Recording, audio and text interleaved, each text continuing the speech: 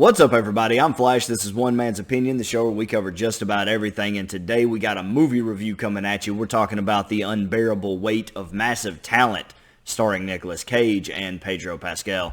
And look, this is a movie that I was looking forward to a lot. After seeing the commercials for it, I thought, okay, this is going to be a good movie. This is going to be a fun movie. And I was right. Going into the first act of the film, I got pretty well everything that I was hoping for. The movie does a great job really breaking down the life of a Hollywood superstar, of the rich and famous, how self-indulgent, self-important, and detached from reality that fame makes people. Tell the trades, it was a tremendous honor to be a part of storytelling and myth-making. I really enjoyed watching Nicolas Cage interact with his family in the movie, and how it appeared that acting never stopped for him. Even around his ex-wife and his daughter, it was still a performance to him. Like, it was, he acted the way he thought he ought to act instead of just being a father or instead of just being a husband. And I thought these things were like really, really intelligent looks at that sort of lifestyle, at that rich and famous Hollywood lifestyle. And I really, really enjoyed it. Now, I knew that the movie was more a comedy than anything. I knew that Pedro Pascal was going to come in, and I knew that there was going to be this whole, like, kidnapping arc, and that the story was going to get a little bit more involved as it went. And I was fine with all of that. Also, the trailers really hooked me. Nicolas Cage and Pedro Pascal acting side by side really sold me on this movie, and my imagination kind of ran wild of where all the story could go. Where the movie lost me a little bit is in the second act.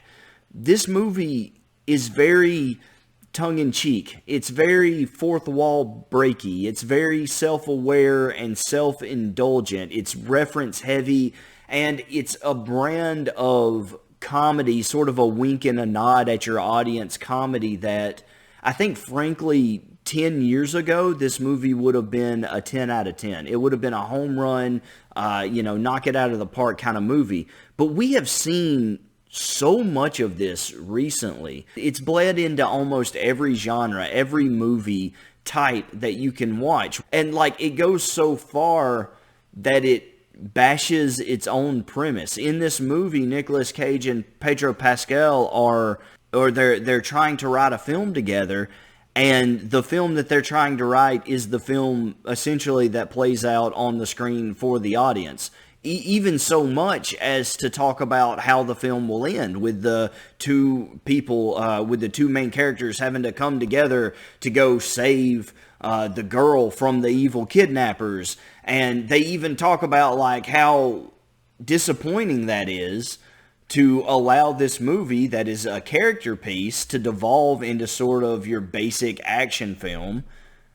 They discuss all of that, and then they go ahead and do it anyway. And it's like, oh, that's the comedy behind it. That's what makes it funny, is because, they acknowledge how, disappointing that is. But just like the things that I talked about in Glass Onion and how disappointing I felt that Glass Onion was, I also feel like this part of this movie is also very disappointing. Pointing out your shortcomings and pointing out things that are not good in the movie doesn't make the movie better.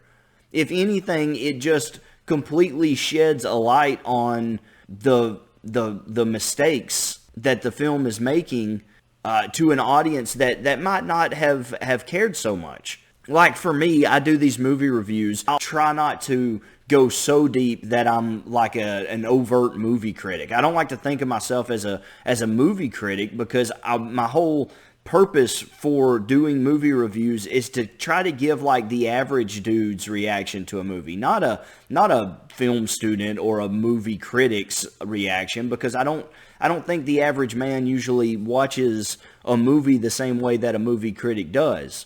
And so I try to give that everyman's perspective on film. But at the same time, if you are a fan of film, you are going to notice that this trend that has kind of been beaten into the dirt. And it's this self-indulgent, wink and nod based humor that I think is played out at this point. And I was disappointed to see it. I don't mind a little bit of it. I think a little bit of it still has quite a bit of charm to it. Like, I think it's still quite a charming thing for a film to do in moderation. But this movie's entire second act was just that, was these two guys going, hey, what if this happened in the movie? And then it happening in the movie that we are watching. And it was so like, yeah, you see, but hey, we're going to also address the downsides to these things, thereby absolving ourselves from critique.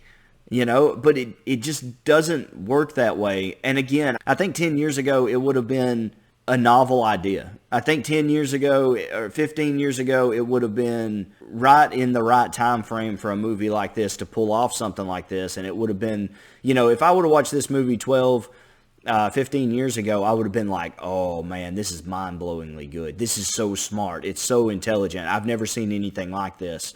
But at this point, everything you watch is like this. Everything you watch has this, like nod to the camera. And I just want to watch a movie that's intelligent and that takes its characters seriously. Now, look, this sounds like a really negative review. To be frank, I liked the movie quite a bit. I still thought that there were a lot of strong points. I do absolutely love young Nick Cage, though, by the way. One of the highlights of the movie, in my opinion, is old Cage talking to young Cage and that back and forth that he has with himself. I think that's hilarious. And I think Nicolas Cage and Pedro Pascal are a lot of fun. They're two really charismatic dudes, and they carry the film really, really well. But when you start talking about the hook and the premise of the movie, it just self-indulges a little more, and maybe a lot more than it should have. The finale is also kind of confusing because when the movie starts, it's pretty grounded. It's like, yeah, I know that Nicolas Cage is playing like this over-the-top version of himself who's a super self-important kind of actor. I understand that it's all over the top, but at least it's grounded in reality in most things. And I even bought along with the whole like, oh, I'm a thespian, so I have skills that relate to CIA and espionage. And I was like, you know what, that's a funny stretch. I like that. No complaints in that. I actually thought it was a pretty funny and smart angle. And as the movie goes, I'm like, okay, I know what this is going to do. And I kind of called the ending, and I was like, all right, they're going to bleed this into the movie that he and Pedro Pascal have been writing. And I was like, as it got more ridiculous, I was like, I think they're intentionally trying to blur the lines between reality and where the movie we're watching ends and the movie that is being written begins. That's an intentional blurring of the lines. That's really intelligent. I dig it. I think that that's a dope way to go about a film, particularly a film in which people are writing a film. I thought that was really, really cool and a really great idea. The thing is, I don't think they executed it very well. And it's because the whole time I'm going, okay, yeah, this is getting ridiculous. We've definitely crossed into that movie within the movie realm, if you follow me. If you've seen the movie, you know what I'm talking about. The only issue is then they do something at the very, very end that throws that whole theory out of whack, which is they change the actresses at the very last scene so that you know definitively when reality changed to film. And it's way too late. It's way too late in the movie. Like, now you've taken what could have been an interesting rewatch and saying, okay, I think the movie starts to fade from reality here and begins to become the movie within the movie at this point. But now you can't do that because there's a definitive actress switch at the very end of the film. The moment at the end where the background, the scenery, and the actors within the movie changed. That's when reality stopped and the movie within the movie began. And that, again, to me is like, why did you do it like that? You should have just kept the same actresses. You could have played it off like, you know, they just found actresses that looked a lot like them. You know, they did makeup. It was CGI. You could have played that off in a number of different ways.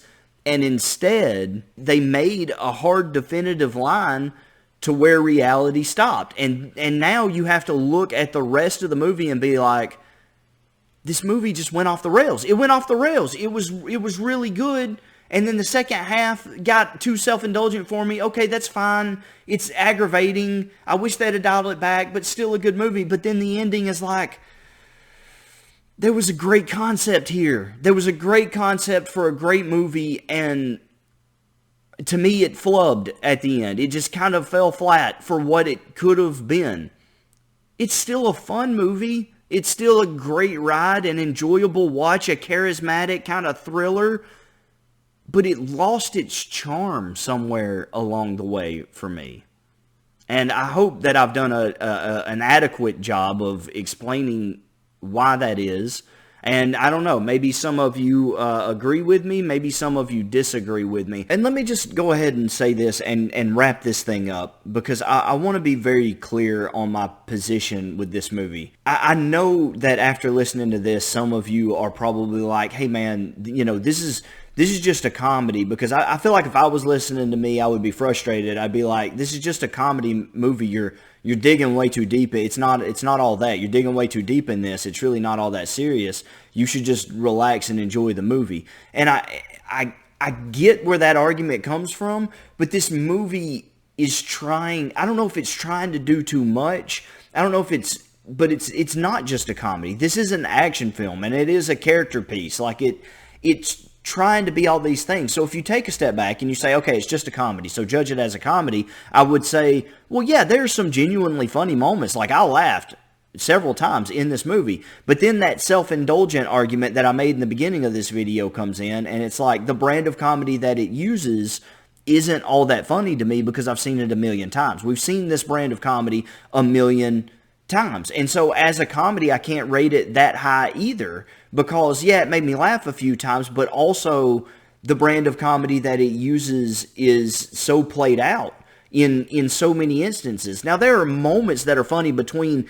Nicolas Cage and Pedro Pascal when they're just playing off of each other, when they're just talking to each other. There are well-written comedic moments that are timed out well throughout the film that genuinely made me laugh. But so much of that is overshadowed by that wink and nod comedy that just I've lost interest in. And so even if I take a step back and I say, okay, it's not all that, and grade it as a comedy, it doesn't perform as well as I think it might have. But then there's also so many more facets to this movie that I think if you limited it to just a comedy, you would be doing a disservice to the film. Because I literally think it was trying to do more with this movie than just your run-of-the-mill comedy. This isn't a Will Ferrell movie. You know, this isn't a Kevin Hart movie. This is more than that. It's a well-thought-out, well-constructed. I give it this sort of review because I feel that the movie is trying to do more. And if you're trying to do more, you should be graded more harshly based on the things that you are trying to accomplish. You know, if this was a nonsense Tropical Thunder, kind of movie, Tropical Thunder is a comedy throughout. And so there are a lot of action sequences in Tropical Thunder that I don't take very seriously and I find hilarious because it's kind of a play on action movies. This movie is, in my opinion, trying to do more than just your basic comedy, which is why I can't just grade it as a comedy. And even if I did, I still think it has its shortcomings. I really am bummed, though, because I really looked forward to this movie, and I feel like maybe I'm losing touch with what audiences want. I don't know. Let me know in the comments below, because I feel like recently a lot of the newer movies I've been doing reviews of have been movies that haven't lived up to their potential, in my opinion. I feel like I'm in a lot of ways searching for better movies, better film, better storytelling, better writing, and I haven't felt fulfilled in that in a while. You know, I can watch old movies that I know I love or that I maybe even haven't seen, but I know, a lot of people love, and I've got a lot of confidence that they'll be very good. Yeah, I can watch movies like that and still love them and still enjoy them and not poke a whole lot of holes in them.